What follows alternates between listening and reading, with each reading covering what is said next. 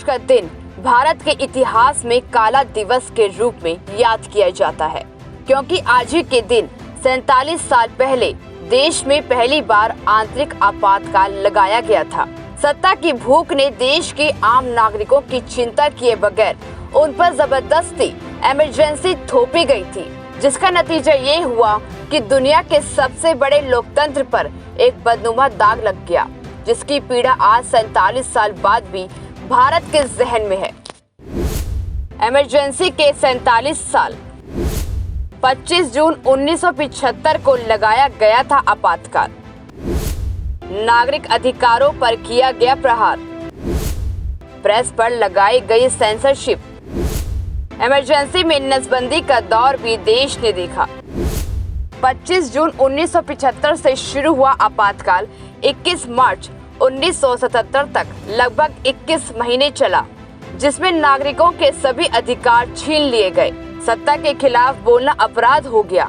इस दौरान विपक्षी नेताओं को रातों रात गिरफ्तार करके जेलों में डाल दिया गया, जिनमें जयप्रकाश नारायण, अटल बिहारी वाजपेयी, मोरारजी देसाई और लाल कृष्ण आडवाणी जैसे दिग्गज नेता शामिल थे। संजय गांधी ने अपनी पार्टी के मुख्यमंत्री को उन लोगों की लिस्ट सौंप दी थी जो इमरजेंसी का विरोध कर रहे थे। आदेश साफ था, विरोध की हर आवाज को दबा दिया जाए। अखबारों में इंदिरा गांधी के खिलाफ कोई खबर न छपे, इसके लिए अखबारों की बिजली काट दी गई। अखबारों में सेंसरशिप लागू कर दी गई। हालात ये थे कि कांग्रेस के बड़े नेता अखबारों के दफ्तरों में बैठकर हर खबर को पढ़ने के बाद ही छापने की इजाजत देते थे। इतना ही नहीं, देश ने उस दौर में नसबंदी का भयावह रूप भी देखा। यह सब सिर्फ शासन की सीट पर बैठने के लालच और सत्ता सुख के लिए किया गया। इमरजेंसी के 47 साल 1971 आम चुनावों में गड़बड़ी का मामला। 12 जून 1975 को इलाहाबाद हाई कोर्ट ने इंदिरा गांधी को पाया दोषी। इंदिरा गांधी का निर्वाचन किया रद्द। हाई कोर्ट के फैसले को सुप्रीम कोर्ट में दी गई चुनौती। 24 जून 1975 सुप्रीम कोर्ट ने हाई कोर्ट के फैसले को सही ठहराया। दरअसल 1971 के आम चुनाव से पहले कांग्रेस ने गरीबी हटाओ का नारा दिया था। इसके बाद कांग्रेस को बड़ा बहुमत मिला और इंदिरा गांधी ने बड़े मार्जिन से अपने प्रतिद्वंदी राज नारायण को हराया।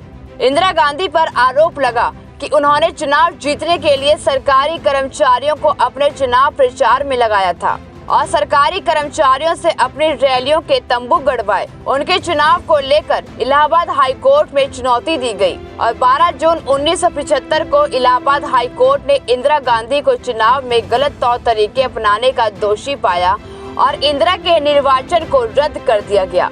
साथ ही अगले 6 साल तक चुनाव लड़ने पर रोक लगा दी गई। इंदिरा गांधी ने इलाहाबाद हाई कोर्ट के इस फैसले को सर्वोच्च न्यायालय में चुनौती दी, लेकिन 24 जून 1975 को सुप्रीम कोर्ट ने भी हाई कोर्ट के इस फैसले को सही ठहराया और सुप्रीम कोर्ट ने इंदिरा गांधी को एक सांसद के तौर पर मिलने वाले सभी विशेषाधिकार बंद कर दिए जाने का फैसला सुनाया और उन्हें मतदान से भी वंचित कर दिया गया।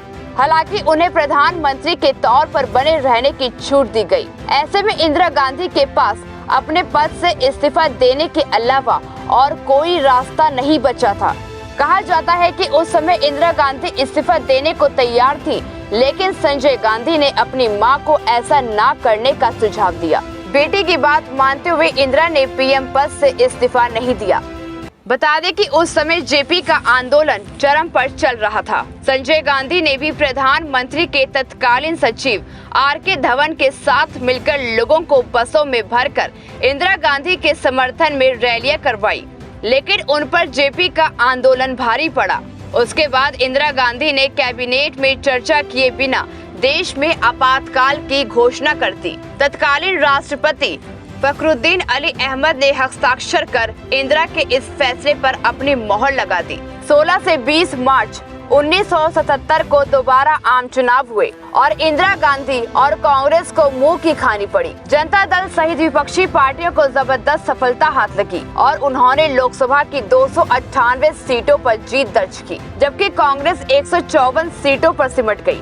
इंदिरा गांधी को भी रायबरेली सीट से राज नारायण के हाथों हार का सामना करना पड़ा। आपातकाल के बाद 44वें संशोधन ने संविधान को पहले से भी ज्यादा मजबूत करने का काम किया है। इस संशोधन ने संविधान में ऐसे कई बदलाव किए जिससे 1975 के आपातकाल जैसी स्थिति दोबारा उत्पन्न न हो। आपातकाल संबंधी प्रावधानों में आंतरिक अशांति के स्थान पर सशस्त्र विद्रोह शब्द जोड़ा गया। इसके साथ ही इस संशोधन ने मौलिक अधिकारों को भी मजबूती प्रदान की गई। आज भी जब लोग इमरजेंसी की बात करते हैं तो उनकी रूह तक कांप जाती है। भारत के संविधान में भारत के लोग ही सर्वोपरि है। सत्ता चाहे किसी भी दल की हो, नागरिकों के हित को केंद्र में रखकर कोई भी कदम उठाना चाहिए। Bureau report, JNP news.